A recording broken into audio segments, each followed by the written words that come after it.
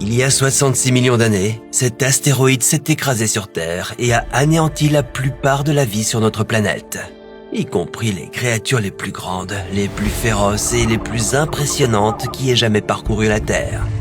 Oui, les dinosaures. Si un astéroïde de cette taille frappait la Terre aujourd'hui, eh bien, l'humanité serait au bord de l'extinction. Aujourd'hui, nous allons examiner les 5 astéroïdes les plus meurtriers à avoir frappé notre planète, dans le passé ou dans un avenir pas si lointain. Et nous allons imaginer ce qui se passerait s'ils frappaient la Terre tous en même temps. Spoiler, c'est la fin de la Terre.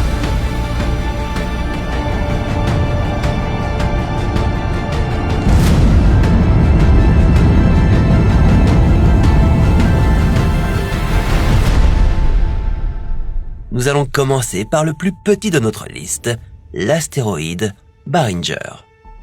Et finir par un astéroïde qui était beaucoup plus grand que le Chicxulub qui a anéanti les dinosaures.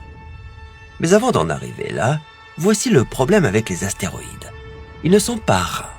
Ils font irruption de l'espace et frappent la Terre en permanence. La plupart sont de minuscules météorites, ne pesant que quelques grammes. Mais ils arrivent vite. Ces petits météorites s'écrasent sur la Terre à des dizaines de kilomètres par seconde. Heureusement pour vous, ils brûlent presque instantanément grâce au système de sécurité de notre planète, notre atmosphère. Mais parfois, la Terre est frappée par un astéroïde beaucoup plus important. Et les dégâts peuvent être catastrophiques.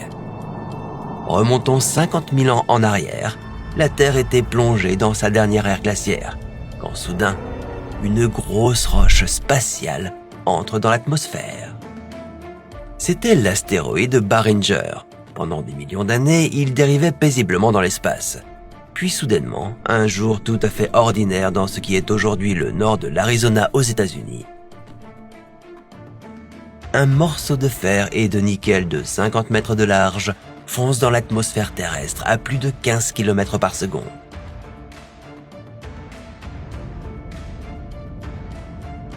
Quelques secondes plus tard, il s'écrase au sol avec une force si puissante qu'elle équivaut à une série d'explosions nucléaires.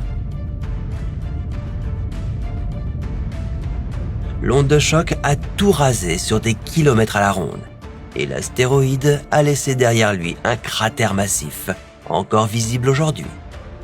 Et si cet astéroïde nous frappait aujourd'hui? Oh, eh bien, ce serait tout aussi dévastateur. Si l'astéroïde Barringer frappait la Terre près d'une grande ville, ce serait le chaos total. Cette boule de 300 000 tonnes venue de l'espace exploserait avec l'énergie de 10 mégatonnes de TNT. Cela raserait les gratte-ciels en un instant, brisant les vitres sur des kilomètres. Même si vous n'étiez pas au point zéro, c'est-à-dire le point exact de l'impact, vous ressentiriez la puissance de son onde de choc. Le souffle vous assourdirait et la chaleur vous brûlerait la peau. Le sol tremblerait comme un séisme de magnitude 7,5. Barringer ne détruirait pas toute la planète, non, mais son impact changerait la vie de tous ceux qui se trouvent à proximité. Puisque nous voulons garder les choses exactement comme elles se sont passées sur Terre il y a 50 000 ans, cette roche spatiale frappera exactement là où elle a frappé à ce moment-là, donc au milieu du désert. Tant que vous n'êtes pas un touriste ou un randonneur explorant l'étendue aride de l'Arizona, tout ira bien pour vous. Pourtant, ce nouvel astéroïde Barringer laisserait un cratère assez grand pour y contenir le Burj Khalifa. Voici à quoi ressemblerait l'impact aujourd'hui. Si vous observiez l'impact depuis la ville la plus proche, Winslow, en Arizona, vous verriez une colonne de feu et de cendres s'élever à plus d'1 kilomètre de haut. Environ 1 minute après l'impact, alors que vous pensiez être en sécurité, le bang sonique vous frapperait, vous renversant et brisant toutes les fenêtres autour de vous. Ce serait spectaculaire, mais quand même pas encore de quoi raser une ville entière. Alors que l'astéroïde Barringer a soulevé un panache de fumée et de cendres en Arizona, quelque chose de plus grand et de plus meurtrier est sur le point de s'écraser en Amérique du Sud. Les astronomes ont repéré pour la première fois l'astéroïde YR4 en décembre 2024, grâce au système Atlas au Chili. Et croyez-moi, cette découverte a donné des sueurs froides à plus d'un. D'ailleurs, Atlas signifie Asteroids Terrestrial Impact Last Alert System, ou en français, Système d'alerte ultime d'impact d'astéroïdes, ce qui devrait vous donner une petite idée de la raison pour laquelle cette découverte était si terrifiante. Au début, il semblait qu'il y avait 3,1% de probabilité que YR4 frappe la Terre le 22 décembre 2032. Cela peut sembler peu, mais dans le monde des astéroïdes, c'est un signal d'alarme absolu. Les scientifiques du monde se sont immédiatement mobilisés pour affiner sa trajectoire et, à mesure que les nouvelles données arrivaient, le risque s'est réduit. D'abord à 1% et finalement à moins que cela. Maintenant, la probabilité est autour de 0,001%. Oui, mais c'est quand même 0,001% de trop. Bien sûr, sur ici, on imagine toujours le pire des scénarios. Avançons donc rapidement jusqu'en 2032, le jour de l'impact. Ce qu'il faut savoir sur YR4, c'est qu'il est immense. D'une longueur d'environ 60 mètres, il a à peu près la taille d'un avion de ligne. Et cet intrus venu de l'espace n'aurait même pas besoin de toucher le sol pour causer de graves dégâts. Au lieu de frapper directement la Terre, YR4 exploserait au-dessus de nos têtes comme l'événement de Tunguska en 1908, dans une région reculée de la Sibérie. Ce rocher exploserait comme un feu d'artifice mortel et raserait tout ce qu'il se trouve en dessous. Les bâtiments s'effondreraient et seuls les ponts renforcés tiendraient à peu près le coup. Il est difficile de prédire exactement où l'astéroïde frapperait. Il faut tenir compte de l'orbite de la Terre, de la trajectoire de l'astéroïde et de sa vitesse. Il pourrait atterrir quelque part dans l'océan, mais ne serait-ce pas plus épique pour notre scénario s'il atterrissait dans le nord de l'Amérique du Sud? Oui, notre astéroïde mortel atterrirait à Bogota, en Colombie. Bogota est une ville de plus de 7 millions d'habitants, perchée dans la cordillère des Andes. Mais son altitude ne changerait rien. Le ciel au-dessus de Bogota s'illuminerait, comme si le soleil s'était soudainement déplacé pour observer la scène. Puis, à environ 10 km au-dessus de la ville, YR4 exploserait dans une détonation aérienne massive. Il libérerait l'énergie d'environ 15 mégatonnes de TNT, soit 1000 fois plus que la bombe de Hiroshima. L'onde de choc balayerait la ville en quelques secondes, rasant les bâtiments, brisant les lignes électriques et projetant des véhicules dans les airs comme des jouets. Si vous étiez dehors à ce moment-là, vous seriez aveuglé par l'éclair, puis projeté au sol par l'onde de choc quelques secondes plus tard. Des incendies éclateraient dans des quartiers entiers et le verre et les débris se transformeraient en éclats meurtriers.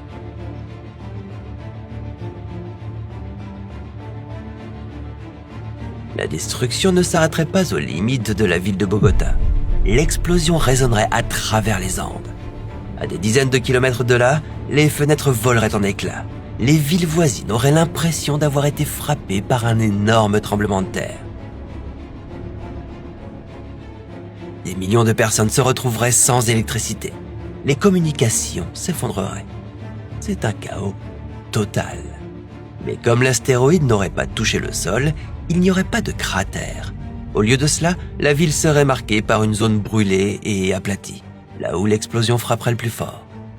Ce ne serait pas la fin de l'humanité, mais pour l'Amérique du Sud, on s'en souviendrait comme le jour de la Terre brûlée.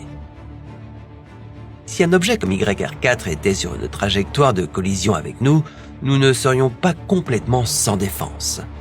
La NASA a déjà testé une stratégie de défense planétaire appelée DART, pour Double Asteroid Redirection Test, ou test de redirection d'un double astéroïde. L'idée n'est pas de détruire l'astéroïde, mais de le rediriger alors qu'il est encore dans l'espace. La NASA a fait le test en 2022 en lançant délibérément un vaisseau spatial dans une lune d'astéroïdes appelée Dimorphos. Et ça a fonctionné. Lorsqu'il s'agit d'astéroïdes, même une petite correction de trajectoire des années à l'avance peut faire la différence entre un survol sans danger et un impact direct. Je me sentirais quand même plus tranquille si YR4 n'avait aucune chance de croiser notre chemin. Mais il semble qu'il pourrait simplement percuter la Lune. Ça me rassure. Et comme si l'Amérique du Sud n'avait pas assez à gérer, un autre visiteur de l'espace s'approche. Oumuamua est un rocher unique dans cette liste, car c'était le tout premier objet interstellaire jamais observé traversant notre système solaire. Il est venu de l'extérieur, ce qui est très étrange. Oumuamua n'est pas un astéroïde rond comme les autres. C'est ce que les scientifiques, et moi-même, appelons en forme de cigare. Il est 10 fois plus long que large. Nous n'avons jamais rien vu de tel avant de voir ça, en 2017. Au début, les scientifiques pensaient que c'était une comète, parce que l'objet accélérait de manière étrange, comme s'il était poussé. Mais les scientifiques n'ont jamais trouvé une queue semblable à celle d'une comète, de quoi les rendre perplexes. Il se pourrait qu'Oumuamua soit un fragment d'une roche plus grosse. Peut-être qu'il renferme des glaces exotiques dans sa composition, comme de la glace d'hydrogène ou d'azote. Ou il peut même s'agir d'un objet fabriqué par des extraterrestres. Quelque chose qu'ils ont envoyé pour explorer notre petit amas planétaire. Quoi qu'il en soit, ce rocher allongé est sur le point de nous percuter. Tout d'abord, Oumuamua atteindrait le sommet de l'atmosphère à une vitesse de 20 à 26 km par seconde. Pendant un instant, on dirait même que c'est un deuxième soleil au-dessus de l'Amazonie. Donnez à cet objet une amende pour excès de vitesse. Quelques secondes plus tard, il s'écraserait dans la forêt tropicale, libérant environ 1 gigatonne d'énergie. Un nouveau cratère serait creusé dans le bassin amazonien. Un cratère gigantesque, environ 4 km de large et 600 mètres de profondeur. Tout ce qui se trouvait à l'intérieur serait instantanément vaporisé. L'onde de choc s'étendrait vers l'extérieur, brisant les arbres comme des allumettes et mettant le feu à la canopée. Vu du ciel, le poumon vert du monde se transformerait en un anneau de brun et de noir. Les villes situées bien au-delà de l'horizon ressentiraient l'onde de choc comme un coup de poing violent. Une pluie de cendres commencerait à tomber du ciel. Pendant des jours, il neigerait du charbon de bois. Oumuamua ne provoquerait pas l'extinction de l'humanité, mais ce serait certainement une explosion dont la planète se souviendrait. Le fleuve Amazon serait chaud et trouble à cause des cendres. Les voyages aériens seraient détournés pendant des semaines. Et dans toute la partie nord de l'Amérique du Sud, les cultures recevraient moins de lumière à cause du ciel rempli de cendres. Ce n'est pas encore le niveau de la catastrophe des dinosaures, mais on s'en rapproche. Au Mexique, la superstar des astéroïdes est sur le point de tout détruire. C'est l'astéroïde le plus célèbre qui soit, le Chicxulub de la fin du monde. Il y a 66 millions d'années, ce rocher, ou plutôt cette montagne de pierre, s'est écrasé sur la Terre, au large de la péninsule du Yucatan, au Mexique. Et je n'exagère pas quand je dis montagne. Chicxulub mesurait au moins 10 km de diamètre. C'est bien plus grand que l'Everest. Après le passage de Chicxulub, la Terre n'a plus jamais été la même. D'abord, il y a eu la boule de feu qui a enflammé les forêts. Puis, l'onde de choc qui a fait le tour du globe. Beaucoup de dinosaures sont morts sur le champ, mais pas tous. Et s'en est suivi la grande obscurité. L'impact de Chicxulub a projeté de la poussière et des cendres dans le ciel, bloquant la lumière du soleil. Pendant des années après l'impact, notre planète a été plongée dans l'obscurité.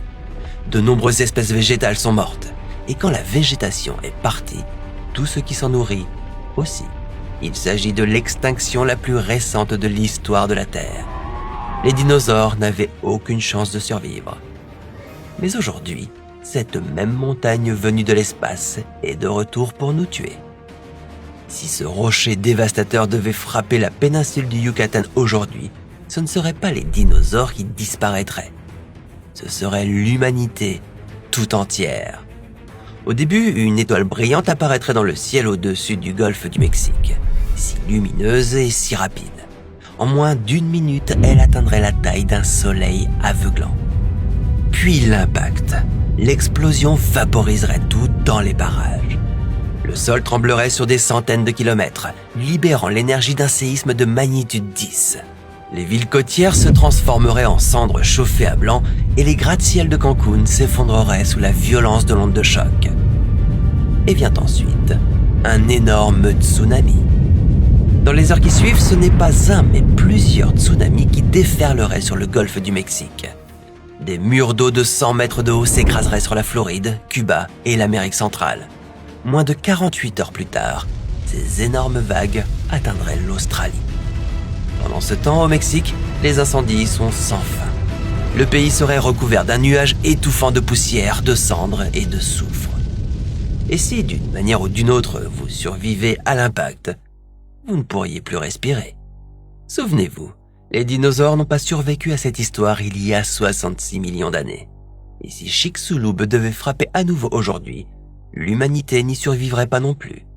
Pas à cause de la boule de feu initiale, même si elle anéantirait déjà des millions de vies, mais à cause de la longue et froide nuit qui s'ensuit. Dans les semaines suivant l'impact du Chicxulub, un silence régnerait. La fumée et la poussière bloqueraient le soleil, et la Terre serait plongée dans un crépuscule froid. Et peu de temps après, la chaîne alimentaire commencerait à s'effondrer. La famine se répandrait très vite et les secours ne pourraient suivre.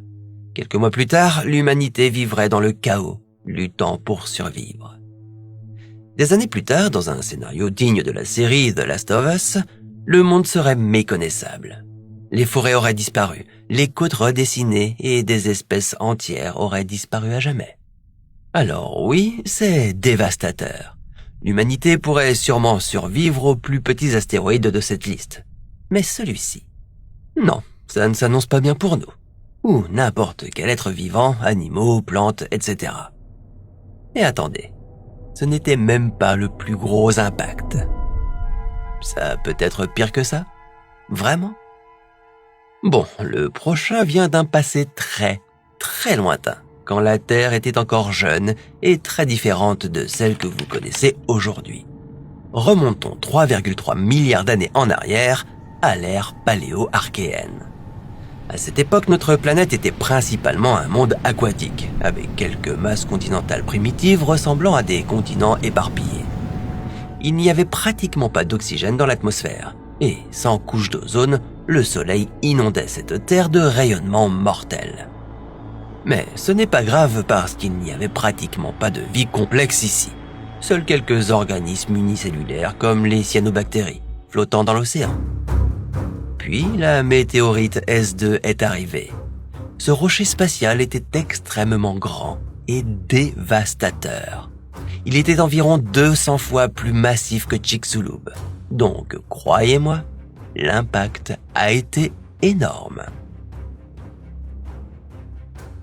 S2 a plongé dans les mers peu profondes près de ce qui est aujourd'hui l'Afrique du Sud et a changé la planète pour toujours. Mais étonnamment, cet impact fut une bonne chose pour la Terre. Bien sûr, il y a eu d'énormes tsunamis qui ont déchiré les côtes et arraché les sédiments du fond de l'océan, les projetant dans l'atmosphère. Les couches supérieures des océans ont littéralement été vaporisées et ont réchauffé l'atmosphère. De la roche en fusion tombait du ciel. Mais c'était le genre de bouleversement dont la Terre avait besoin. Cet impact a fait remonter du fer des profondeurs des océans. Et c'était une bonne chose, car les mers se sont soudainement remplies de nutriments. Toutes sortes de bactéries et de micro-organismes ont connu un baby-boom. Après l'impact, la vie a réellement commencé à s'épanouir. Mais cela ne signifie pas que cet impact massif serait bon pour nous aujourd'hui. Si S2 frappait près de l'Afrique du Sud aujourd'hui, ce serait game over pour l'humanité. Je pourrais m'arrêter là, mais je vais tout de même vous donner quelques détails. Une boule de feu de la taille d'un continent s'élèverait dans le ciel. Lorsque S2 s'écraserait violemment sur la Terre, il ne se contenterait pas de vaporiser de l'eau et de la roche. Cela déchirerait le fond marin, et ce cratère d'impact s'étendrait sur des centaines de kilomètres. Des tremblements de terre 100 fois plus puissants que tout ce que nous n'avons jamais connu secoueraient la planète entière. Et après ça, eh bien, vous connaissez la chanson. Des tsunamis, un barrage de roches en fusion, la lumière du soleil bloquée, l'effondrement des écosystèmes, suivi de notre extinction, de l'humanité tout entière. Après cela, la Terre changerait à nouveau d'une manière que nous ne pouvons même pas prévoir. Une réinitialisation totale. Vous ne survivrez certainement pas à celui-ci. Si seulement 2 ou 3 de ces astéroïdes frappaient la Terre en même temps, nous aurions peut-être une chance. Mais ajoutez Chicxulub et S2 au mélange, et peu importe combien de petits impacts vous avez surmontés, personne ne survit à S2. Donc, considérez-vous chanceux de vivre aujourd'hui, et non à l'époque préhistorique, où vous passeriez votre temps à vous cacher et à courir chassé par les terrifiantes créatures du passé. Mais ça, c'est une histoire pour un autre. Et si